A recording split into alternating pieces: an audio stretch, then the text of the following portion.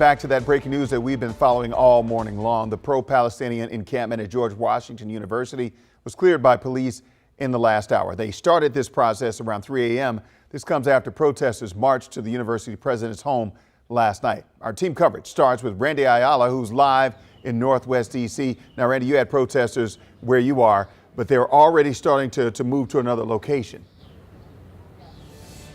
Yeah, Wisdom. So a small group really left behind. They started to clear out in the last 15 minutes. So much smaller numbers out here. But they are plan on protesting the other people who were arrested by MPD. They say they plan to march to the jail where those protesters are being held. Just want to show you the scene here and show you all the water left on the ground, and that's from protesters having to wash their faces after being pepper sprayed by police. So many of them had gathered here after MPD cleared out that encampment. And kind of just to show you the officer presence here, you see we have this group here on bicycles, and then here on the corner too we have more police. So very, very fluid situation here. And again, many of the protesters have now cleared out. They were using this space to kind of regroup and plan what's next. And in terms of what's next, I overheard them talking about marching down to the jail where the organizers said more than 30 people had been arrested. They say they don't plan on going home. So that's the latest here. We're kind of waiting to see where the rest of these protesters end up. And we'll continue to let you know what's going on and continue to give you coverage, guys.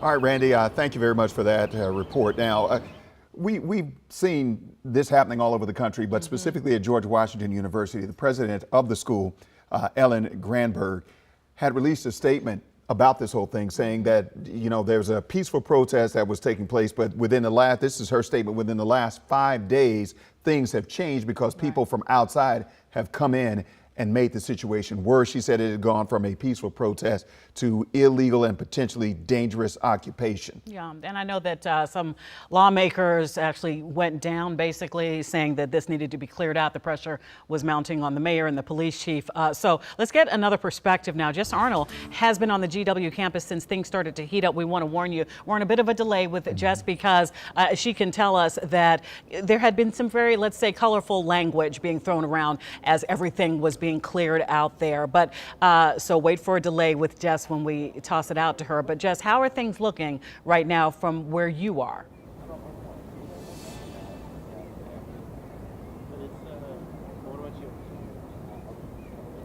Yeah, well, where we are, it's actually very quiet right now. Police have shuffled around the line a few times, but they still have H Street blocked off here at 21st Street. Now, a couple updates since I last talked to you here in the last 30 minutes. Police have put up signs on these light posts here on either side of the street, telling protesters where they can collect their belongings that had been cleared out from the encampment about 2.5 hours ago now. It says that they're going to hold them for 90 days and then after that be disposed of. But we told you that there were trash trucks that were collecting those tents and other belongings. It appears that DC police is holding on to them, and we saw some students read this all together gathered around. I posted that on X. Now, another new development is an official statement from DC police. They said that they had worked the last couple of weeks to try to de-escalate the situation in another way, but take a look at this part of their statement. They said, based on incidents and information, there's been a gradual escalation in the volatility of the protest.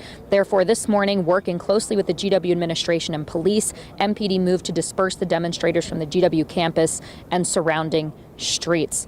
Now, we told you that happened right around 3:30 this morning. It was really quiet out here, and then police came in and told those students who were gathered there on H Street as well as in University Yard to clear out if they wanted to. They gave them a few warnings, and so the students that wanted to leave could, and they walked here down H Street and 21st Street, and then those that remained were subject to arrest. DC police do say that they arrested multiple students. They haven't been able to give us a number quite yet.